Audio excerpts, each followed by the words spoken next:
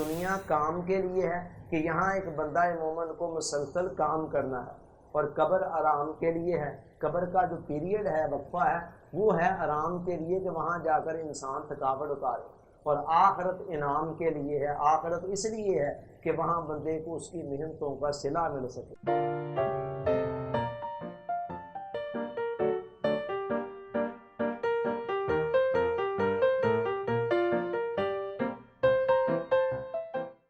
Dear audience, السلام علیکم۔ قرآن مجید میں سورہ التین کی آیت نمبر 4، 5 اور 6 میں فرمایا گیا لَقَدْ خَلَقْنَا الْإِنسَانَ فِي أَحْسَنِ تَقْوِيمٍ۔ اس سے پہلے اللہ تعالیٰ نے مختلف چیزوں کی 4 قسمیں کھائی ہیں، اور ان 4 قسموں کو کھا کر قرآن مجید نے اس حقیقت کو بیان کیا کہ بے شک ہم نے انسان کو بہترین انداز میں تخلیق کیا ہے، اس کائنات کا ماسٹر پیس بنایا ہے، ہمارا بہترین شاہکار بنایا ہے۔ اور اگلی آیت میں فرمایا ثُمَّ رَدَدْنَاهُ أَسْفَلَ سَافِلِينَ، اس کے بعد ہم نے اس کو پست ترین حالت کی طرف لٹا دیا۔ اور تیسری آیت میں پھر فرمایا إِلَّا الَّذِينَ آمَنُوا وَعَمِلُوا الصَّالِحَاتِ فَلَهُمْ أَجْرٌ غَيْرُ مَمْنُونٍ، لیکن جو لوگ ایمان لائے اور ایمان کے ساتھ اعمال صالحہ کو جمع کیا تو ان لوگوں کے لیے ایسا اجر ہے جو کبھی منقطع نہیں ہوگا، کبھی ختم نہیں ہوگا۔ اب ان 3 آیتوں کے اندر انسانی زندگی کی 3 حقیقتوں کو بیان کیا ہے، جن کو اگر سمجھ لیا جائے تو زندگی اور موت کا سارا فلسفہ سمجھ میں آ جاتا ہے۔ پہلے کیا فرمایا کہ انسان کا اصل مقام کیا ہے؟ لَقَدْ خَلَقْنَا الْإِنسَانَ فِي أَحْسَنِ تَقْوِيمٍ، کائنات کی بہترین تخلیق بنایا ہے اس انسان کو۔ اس کو ہم نے اپنی قدرت کے ہاتھوں سے تخلیق کیا ہے۔ اس کائنات کے اندر یہ ہمارا ماسٹر پیس ہے، کائنات کی بہترین مخلوق ہے۔ اور اگلی آیت میں بتایا کہ اس وقت فی الواقع انسان ہے کہاں؟ اس کے اندر ایسی خواہشات رکھ دیں، ایسے جذبات رکھ دیے، ایسے خیالات رکھ دیے کہ جو انسان کو پستی کی طرف بھی لے کر جانے والے ہیں۔ اس کے ساتھ ایک نفس امارہ بھی ہے جو انسان کو پستی کی طرف لے جاتا ہے۔ فرمایا ثُمَّ رَدَدْنَاهُ أَسْفَلَ سَافِلِينَ، اس کو پست ترین حالت کی طرف لٹا دیا۔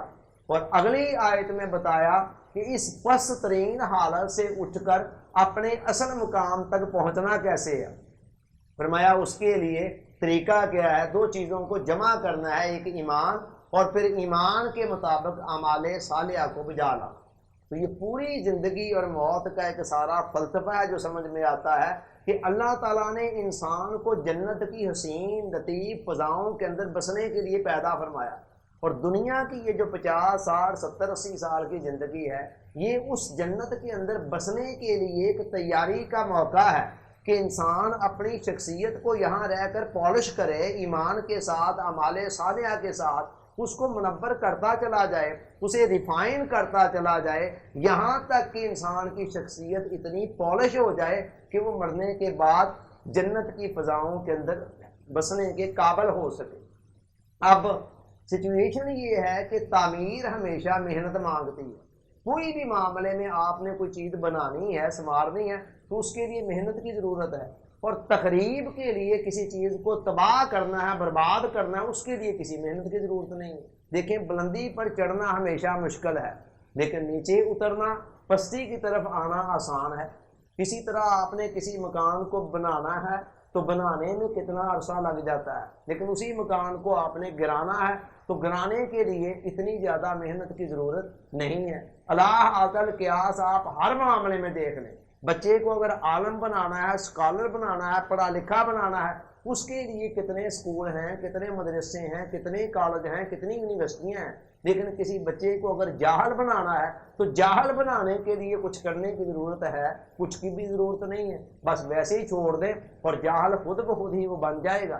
تو یہی معاملہ اس کائنات کے اندر ہے۔ اللہ تعالیٰ فرماتے ہیں لَقَدْ خَلَقْنَا الْإِنسَانَ فِي كَبَدٍ، ہم نے انسان کو اس دنیا کے اندر محنت اور مشقت کے لیے بھیجا ہے کہ وہ محنت کرے، مشقت کرے۔ فرمایا لَيْسَ لِلْإِنسَانِ إِلَّا مَا سَعَىٰ، انسان کے لیے وہی کچھ ہے جس کے لیے وہ سٹرگل کرتا ہے، جد و جہد کرتا ہے۔ جتنی محنت کر لے گا اپنے وجود پر، اپنے آپ کو سنوار دے گا، اپنے اصل مقام تک پہنچنے کے لیے سٹرگل کر دے گا، جد و جہد کر دے گا، اتنا ہی زیادہ اللہ تعالیٰ جنت کے اندر اس کو بہترین درجات سے نواز دے گا۔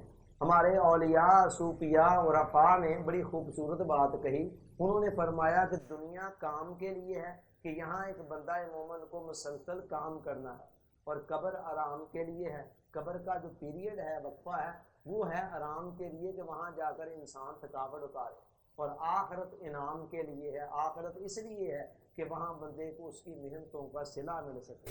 ہمارا حال یہ ہے کہ ہم نے اس آخرت میں ملنے والی جنت کو نظر انداز کر کے ساری اسٹرگل، ساری توانائیاں اسی دنیا کو جنت بنانے پر لگے ہوئے ہیں.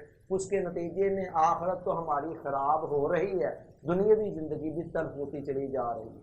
اللہ تعالیٰ سوچنے، سمجھنے، یاد رکھنے، عمل کی توفیق عطا فرمائے. آمین. آپ کا بہت بہت شکریہ. السلام علیکم.